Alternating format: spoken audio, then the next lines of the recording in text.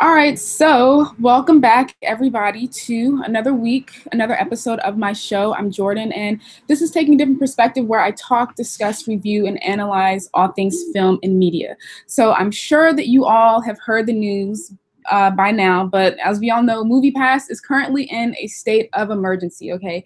They are in a full-blown jar of sweet dill pickles or sour, depending on the way that you choose to look at the situation. So last Tuesday, Moviepass hiked their monthly subscription fees from $10 a month to $15 a month for one movie a day, and then they also introduced limited ticketed availability for certain movies. Now, I am shocked, said no one ever. I mean, we all saw this coming from a mile away, including me. Even though I was pretty optimistic about this whole thing, I really wanted to believe in this venture because, on the surface, this looked like something that consumers would be benefiting from without any real strings attached. Besides that, I love a good deal, okay? My second middle name is cheap. And so when I found out that you could basically see all the movies that you wanted for $10 a month, I was like, okay, well, then this is an act from God. But we all knew this change was going to happen sooner or later, especially lately, because things have honestly just been a mess for Moviepass for the past couple of months now. But I mean, things have really kind of been a mess since the very beginning. And when I say the beginning, I mean ever since Moviepass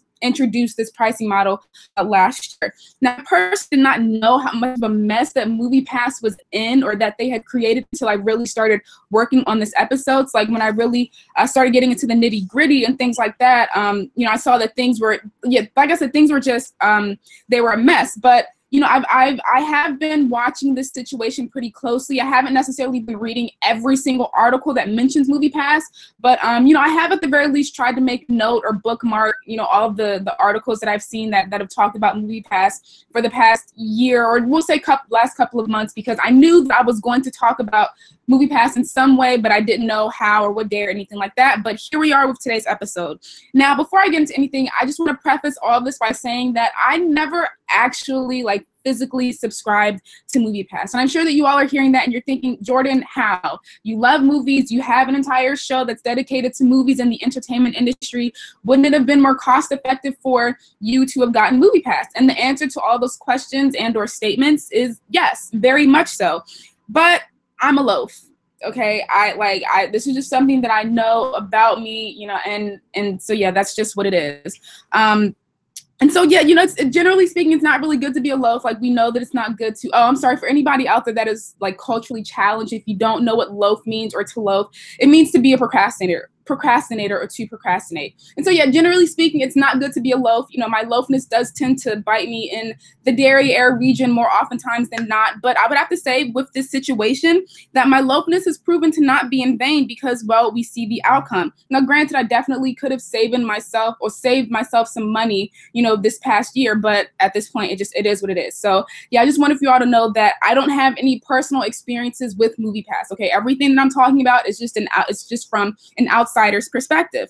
And so, in order for you all to have a clear understanding of all the things that have happened within this past year, so that you all understand, Moviepass's current unfortunate situation, I thought that I would provide you all with a timeline of basically just this last year. But before we get into this last year, I want to take you all back to the year 2016 and the month of June. So we have former Redbox and Netflix executive Mitch Lowe, who becomes the new CEO of Moviepass. Now, I did a lot of research for today's episode. And so I, of course, saw this name Mitch Lowe in a lot of different articles because, like I said, he was the new CEO of Moviepass. But I knew that this wasn't just some unfamiliar, random name to me. I knew that I had seen this name Mitch Lowe more than once. And so when I found out that this man used to work for Netflix and also Redbox, it all made sense. This man lives to disrupt the movie industry. I don't know if he has some kind of vendetta against them because, of course, as you can see, that's where his disruption is targeted. But it's he has it's embedded in his DNA or something. I don't know what it is, but I guess he's just not here for their way of doing things. And so pretty much as soon as Mitch Lowe became the CEO of Moviepass, he starts experimenting with a bunch of different pricing models, but nothing really takes off. Nothing really becomes the company's cash cow because when we then fast forward to July of 2017, we see that Moviepass only had around 20,000 subscribers. But then in August, everything had changed. So I believe this was on the 17th of August of last year. We have a data firm named Helios and Matheson Analytics Incorporated that takes on a majority stake in Moviepass.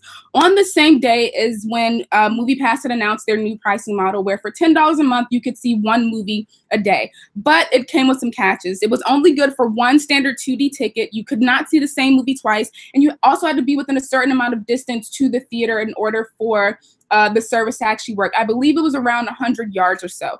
But you know, even though these catches were a very real thing, they weren't like a make or break thing for Moviepass because, well, it all caught on like wildfire. Both to Moviepass's benefit and their detriment. After a week of just this announcement, their subscriber number had increased from 20,000 to 150,000 subscribers. Now, even though this was great, you know, nobody had really expected for, you know, that subscriber number to get to that point. You know, Moviepass couldn't really celebrate in the way that they wanted to because even though, you know, the consumers loved it, the industry hated it. Now, no matter the side that you were on, everybody was looking at this business model and saying, houseway, like, how do you all expect to make money when you are only charging $10 a month for one movie a day and you're paying full price for the tickets that you are buying from these theaters? When you look at it from the consumer's kind of perspective, they're looking at this like, well, this has to be too good to be true. You know, a service where we actually benefit and there are no real strings attached, no way. But then looking at it from the industry's perspective, and this isn't, of course, to say that the consumers were also not looking at it this way, but just so that, you know, we can characterize these two sides, the industry was looking at this model as something that was like really childish because they're like, this business model is not sustainable. And then, I mean, besides this, you know, they were pretty upset because not only was Moviepass messing with their money in the short term with this model, they were also messing with it in the long term. Because at some point, they knew that Moviepass was going to go out of business, right? Because like I said, this business model was not sustainable. And so now, you know, they're talking about how, or they were looking at how, you know, these consumers would then, you basically not want to go to the movies after they had gotten so used to only paying $10 a month to basically see all the movies that they wanted to see. And so we see AMC, who really like comes out at the forefront on the side of the industry. You know, from the get-go, they were basically like, F you, Moviepass, and the horse that you rode in on, even though they already had some kind of deal with Moviepass where they were basically offering the same thing at just, I believe it was like $35 to $45 a month, and it was only available in 2 cities. One of those I remember being Denver. But yeah, so yeah, as soon as Moviepass had announced this this new change to their business, AMC was already like looking for ways in which they could block Moviepass from being used at their theaters, and they were also looking for ways in which they could sue them because yeah, they were just not here for Moviepass at this point. But again, that was not a huge make or break moment for Moviepass because then by September of last year, they had 400,000 subscribers. And then by mid-October, they had 600,000 subscribers. Then in November, they had introduced a limited 1-year subscription plan where if you committed to their plan for 1 year, you and paying one lump sum of $89.95, you would actually be paying less than the monthly subscription fee of $9.95. If you had paid the one lump sum of $89.95, you would actually be paying $6.95 a month instead of, like I said, the $9.95 a month. Then in December, Cinemark introduces their own subscription plan where for $8.99 a month, you could see one 2D film and also get 20% off concessions. But wait, there is more. If for some reason you did not use your one ticket in that 1 month, then it could also roll over into the next month and so on and so forth. Also, if you wanted to bring a friend to the movies, then their ticket would also cost $8.99. Now, I'm just so flabbergasted as to why this particular subscription service did not work because, I mean, it's obviously the best thing that, you know, has come along in a long time. Again, said no one ever. But yeah, so also in this month, Moviepass ended up hitting the 1 million subscriber mark in, like I said, in December. And so then now we're in the year 2018, and then this is when things really start to get good or bad in Moviepass's case. But from an outsider's perspective, ooh wee. Okay, so Moviepass, like they started out the year pretty strong. They had added another 500,000 subscribers to their service, bringing the total to 1.5 million subscribers. On the 19th, they announced Moviepass Ventures. That was a division of the company that would focus on the acquiring and release of movies with the help of a film distributor. And not too long after this announcement, Moviepass had announced that they were partnering with The Orchard to buy North American distribution rights to the movie American Animals, which I did end up seeing, I want to say like 2 months ago, and I actually really did enjoy that movie. It stars Evan Peterson as well as, you know, or Peters, I mean, something like that. He's on American Horror Story. Yeah, he's in as well as some other people, and it revolves around like these 4 college boys that are attempting to put on a heist. But yeah, it was really good. So if you ever come across the movie American Animals, I would definitely say watch it. But then moving on a couple of days to the 25th of January, it was announced that Moviepass was no longer supporting ticket purchases at some of AMC's most high-profile locations. Now, what is funny about this whole situation is that apparently, Moviepass never notified AMC that they were doing this. And then also when it came to that specific day, so the 25th of January, Moviepass had still never notified AMC that they were doing any of this. So AMC was basically learning about this the same day and the same time that we, the public, were learning about this. Then in February, Moviepass had hit the 2 million subscriber mark. And then in March is when they started blocking access to tickets for Jennifer Lawrence's new movie, Red Sparrow, in markets like DC, Virginia, South California, just to name a few. Now, they had not told their customers that they were going to be doing this. So, of course, when the customers found out, they were finding out when they were actually trying to buy tickets to this movie. And so they were, of course, upset. And so Moviepass comes out, they released a statement where they say, we're constantly testing all aspects of our service to optimize the model for all involved. And, we do occasionally remove some films for a limited period of time while also organically promoting other films. Now, again, what is funny about this whole situation is that apparently this was all a part of Moviepass's hardball negotiation tactics, where if a certain distributor refused to enter into some kind of sponsorship deal where they would let Moviepass in on some kind of sales, like on the tickets or on concessions, then Moviepass would just refuse to list their movies on their service, and that is more than likely what happened with this Red Sparrow movie. Also in this month, Mitch Loeb, the CEO, made this really creepy comment about how Moviepass gets an enormous amount of information on their subscribers and how they drive from home to the movies and then where it is that they go afterwards. And I mean, like, this wasn't a huge thing, but this was just one of those bad publicity moments where if he had just thought about what he was saying for a second, none of this, like, people wouldn't be, just like up in arms about the fact that, again, that they're, basically spying on them. And so, of course, Mitch Loeb had to come out and apologize. And then, they had to rework their app to where they got rid of, certain like location capabilities and things like that. Now, then in April is when I would say Moviepass really started messing up. On the 13th, they released news that if you are a new subscriber to their service, you can now, instead of seeing one movie a day for $10 a month, you can only see one movie a week for $10 a month. Now, I'm not incredibly mad about that change. I mean, it makes sense because by this time, Moviepass is losing a lot of money, but I am mad at the fact that this resulted from their partnership with iHeartRadio, which included in this new business model was a 3-month free trial to iHeartRadio. And also, instead of being billed monthly, you would be billed quarterly. Now, I think that this is, like I said, the stupidest decision that Moviepass has made thus far, because, they were getting rid of their initial selling point also that they could partner with iHeartRadio. Now, granted, like I said, I understand that they were losing money, so this was probably their way of trying to bring in some kind of cash flow, but the connection between movies and iHeartRadio isn't there. And then, I mean, it's not like people were actually asking for iHeartRadio subscriptions to begin with. So maybe like if they had done a partnership with someone else, I wouldn't have had a big problem with it. But yeah, that was just really stupid. And they came to their senses because just 2 weeks later, Mitch Loeb came out. Moviepass ended up bringing back the one movie a day for $10 a month. Then in June, on the 20th, AMC introduces their new subscription service called AMC Stubs A-List, where for $20 a month, you can see 3 movies a week. And this does include premium screenings, so things like 3D, IMAX, Dolby theaters. You can get your tickets in advance, and you can also see a certain movie more than once. And these are all things that Moviepass does not currently have with their service. Then on the 21st, so this is just a day later, Moviepass says that they are going to introduce what is called surge/peak pricing, where for certain movies on certain times and on certain days, they will charge an additional fee of $2 to $6. It was also announced on this day that Moviepass's monthly losses just for the month of May had hit around $40 million. And this was all due to their rapid subscriber growth, which by this point was at 3 million. It was also expected that their cash deficit was going to reach 45 mil. by the end of June, and that they would potentially need $1.2 billion in additional capital for the company. So yeah, Moviepass is really in some deep mess by the end of June. Then in July, on the 5th is when they actually introduced their surge /peak pricing, like it goes into effect.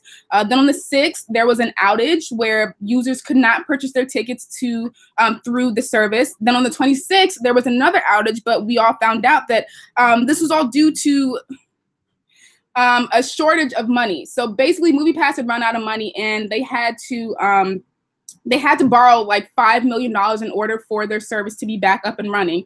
Then within that week until the 27th through the 29th, Moviepass had blocked Mission Impossible. And again, this is probably for the same reasons as to why they blocked Red Sparrow just a couple of months earlier. And then on the 30th, there was another outage where, of course, people could not use their service. They had also announced on that day that tickets to movies like Christopher Robin and The Meg would not be available on their service. And then this is also the day in which they had introduced their new business model, where they had raised the subscription prices to $15 a month. And then, of course, they were going to be limiting certain movies. And then just yesterday, so mind y'all, I had already finished writing this episode. I was going over this episode, and then there was some more news. Moviepass came out. So it was just a week later, they came out and said, okay, so we're not going to charge you $15 a month. We're going to keep it at $10 a month. But instead of being able to see a movie a day, it's now going to be 3 movies a month. So yeah, it's really been a mess for Moviepass these past couple of months. But with all that being said, I do think that Moviepass could have worked. It is unfortunate that it didn't work. And I believe that there are 3 reasons as to why that is. For one, Moviepass was so incredibly unprepared. Now, I understand that with business, as with pretty much anything in life, you don't really know how things are going to go.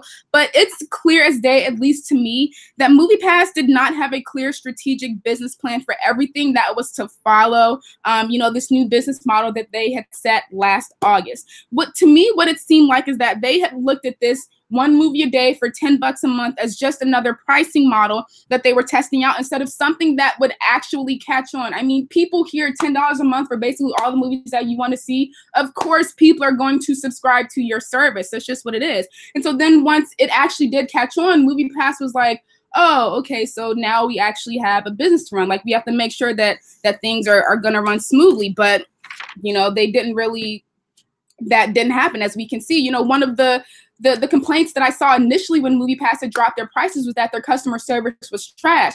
Now, there are certain things that I can forgive with a business like Moviepass. Like I already said, they had not expected for their, for their subscriber numbers to increase to 150,000 in just a week. So I can understand, them maybe not having enough cards or their site crashing. I can forgive that. But something like your customer service being trash, I feel like you should have worked out before you drop this pricing model. Because like I said, anybody with the brain would know or would be able to predict that, of course, we are going to have more subscribers after we announce this. So we need to make sure that, that our customer service at the least is pretty good, because we know that people are going to be calling in and wanting to, or because they have questions or things like that. Now, besides that, when you really start getting deeper into the situation, so once the subscribers are there, right, and we see that Moviepass is really making a dent in the industry, when you see how Moviepass reacted to their success, so basically adding in all of these changes and essentially doing too much to their service, that is what led me to believe that they were just kind of going along with the flow. Because, and then this then gets into my second point, I believe that Moviepass got a bit too big for their britches. I think that their ego got too big to the point where it started to cloud their judgment, making them not focus on the things that they should have really been focused on.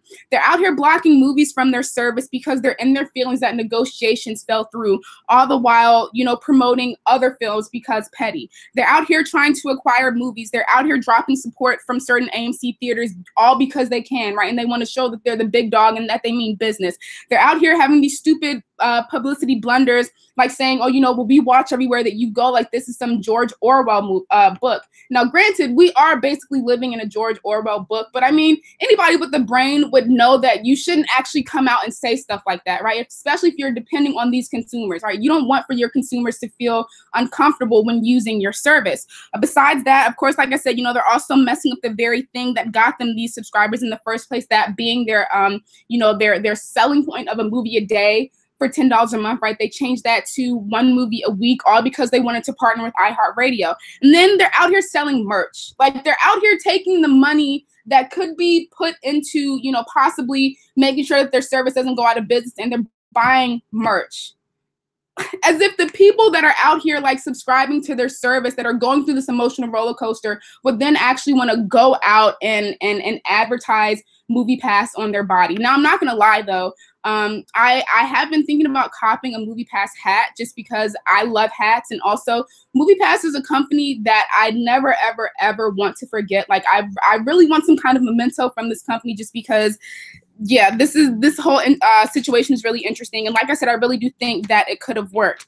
Now, with all that being said, okay, I'm not saying that I had an inherent problem with these tactics that I listed or didn't list, except for that iHeartRadio partnership. That was really stupid, like I said. And I'm also not saying that that they couldn't have used these business moves, because they very well could have, but at least not so early on. You know, when you look at how deep and messed that they were, like I said, especially so early on into that change into their business model, I just feel like their attention should have been focused on other things. You know, they're out here making all these changes. They're out here being petty and things like that. Meanwhile, you have complaints about their customer service. You have people that are complaining about how they can't use their cards. You have people complaining about how they had to wait 2 months for their account to be activated. You have people that I'm sure in the beginning were not happy with this surge or peak pricing, but at this point, you know, they're starting to go along with it. But then come to find out, when they're trying to use the service, they're being charged for non-peak movies during non-peak hours and on non-peak days. And then besides that, you have people that are going to the same movie at the same day at the same time, and one is being charged that extra fee whereas the other person isn't. And then you also have this lack of transparency when it comes to these changes, where people don't really understand everything that's going on with them. You have Healers and Matheson stocks plummeting. They're having to borrow money. And then, of course, you know, we're having these outages. But Moviepass is supposed to be about the customer, right? That was their whole thing. We're about the customer, but yet they're really not paying attention to the customer and listening to these problems. And I do think that maybe if they had actually focused on their 3 million subscribers, that these people, as well as other people who are pretty much on the fence, maybe someone like me, would have been willing to continue riding with them through this inevitable change to their business model, right? Because they see, even though Moviepass is in a mess, we know that they are for us. You know, they've kept us in the loop with everything. They're not constantly flip-flopping and saying they're going to do one thing and then the next week they're changing it to something else, right? It would have been like a steady business, but because, like I said, they really were not focused on those customers, and because I feel like they really lost sight of what it is that they were doing, they didn't. And so here we are. And then, of course, that leads to the why, right? Why did Moviepass do all of these things that they did? And I mean, in short, the answer is money, right? They knew as well as everyone else that this business model was not sustainable. They knew that it would not keep the lights on. And so they knew that they would have to rely on the very industry that they were disrupting, that being the theater industry. But then that gets into the third problem, which is that the theater industry really did not like what they were doing from the get-go. Like, they were really against it. And then besides that, they saw how Moviepass was basically attempting to strong-arm them into giving them a percentage of their ticket and concession sales, because Moviepass is basically like, you know, we're bringing people back to the theater, so you should let us in on on the sales. Now, even though that does make sense, right? I do agree with that. When you look at it from the theater's perspective, seeing as though they were against it from the very beginning, it's like now that they feel like as if Moviepass is basically threatening them, and they don't like that. You know, Moviepass is this outsider, and they're like, well, who are you to tell us what we should be doing or what we should be giving you? And so once, you know, they saw that Moviepass was, you know, they were getting all these subscribers, they were basically like, you know, we'll play along with your game, because at the end of the day, you're still going to give us full price for the tickets, for every single ticket that you purchase. But, you know, when it comes to giving you everything else that you want, it's just not going to happen. And you can, at the very least, believe that we're going to be plotting your demise, or that when your demise happens, you know, we're not going to help you out. And so, yeah, because Moviepass needed money, but because one of the biggest avenues in which they had expected for them to give them this money was not cooperating in the way that they thought that they would. Moviepass is basically looking at the situation like, okay, so plan A didn't work. We didn't really have a plan B, but we still have a business to run. And so this is when we start to get all those like thinking on our feet, unnecessary changes that we see to the service. And like I said, it really sucks because I do think Moviepass really could have worked. It really could have been something great. I've seen people saying how they've gone to 50, 60, 100 plus movies since activating their cards, and that a nice chunk of those movies were movies that had it not been for Moviepass, they would not have seen. Moviepass is out here making people feel more comfortable to go out and experience new things, and I love that. And so when I see reporters saying that Moviepass is disrupting an industry that doesn't need to be disrupted, I'm just so incredibly dumbfounded, because the proof is in the 3 million plus subscribers that they have been able to garner in less than a year. The consumers are physically and verbally saying that Moviepass has brought them back to the theater. Granted, I don't know the exact numbers, or I don't think anybody really knows the exact numbers just yet. But I mean, they're out here saying it, right? I've seen it in the articles. I've seen it on Twitter. I've seen it under, the comments to videos. And so, like I said, it really baffles me that reporters are out here acting like just last year they weren't reporting how last year's box office was the worst in 25 years. And like, they're not writing articles talking about how movie theaters want to know what it's going to take to get you off of the couch. And, why the reasons as to why, people aren't going to the movies anymore, doesn't revolve around the fact that these prices are so high, right? And like I said, people aren't going to the movies. But like I said, Moviepass had the right idea. They were for the consumer. They saw a problem and they fixed it. They were planning on adding premium screenings to their service. And they were also going to allow for you to bring a friend. They were also going to partner with restaurants. They were also going to make it so that the industry could actually learn more about their consumers. Everybody honestly, truly could have benefited if everybody, excluding the consumers, because we're all just kind of, riding the wave. But if everybody had just taken their heads out of their asses for just a second. But, things happen the way that they did, and it is what it is. Now, whether Moviepass makes it or not, I mean, who knows? But something that cannot be denied is that Moviepass has definitely started a revolution. And I say that because, just look at all of the different subscription services that have sprang up just because of Moviepass's presence. Which, side note, I just want to say this AMC Stubs A-list thing, I mean, I think it looks cool, but I don't want for y'all to be, how can I say? I want for y'all to know that AMC is going to be losing out on money in the same way that Moviepass is. They're giving you 3 movies a week for $20 a month. AMC is definitely going to be losing out on money. That just is what it is. And so, yeah, don't be surprised if you do decide to go with the subscription service, that at some point they will probably increase their price, because like I said, they are losing out on money.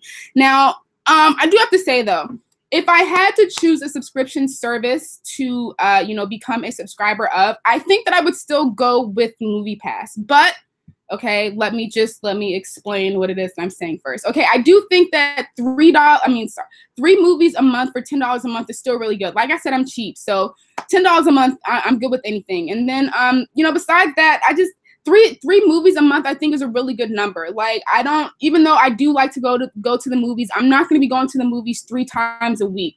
So yeah, I just think that Moviepass would definitely be the subscription service that I would go with. But I am no fool. Okay, I didn't just run through that whole timeline for nothing. Okay, I see how Moviepass operates, and I do think that, if anything, if Moviepass were to change the way in which they communicate with their customers, and if they don't continue to, have their customers on this emotional roller coaster saying that they're going to do one thing and then change it the following day or whatever, then maybe I would go along with Moviepass. But as of right now, I'm still really on the fence. I'm gonna, be sitting in the back and just watching how they move. But I mean, with all that being said, I just want to say, Moviepass, I thank you, because this definitely brought a much needed waking and shaking up to the industry. And so, yeah, with that being said, that is pretty much the end of today's episode.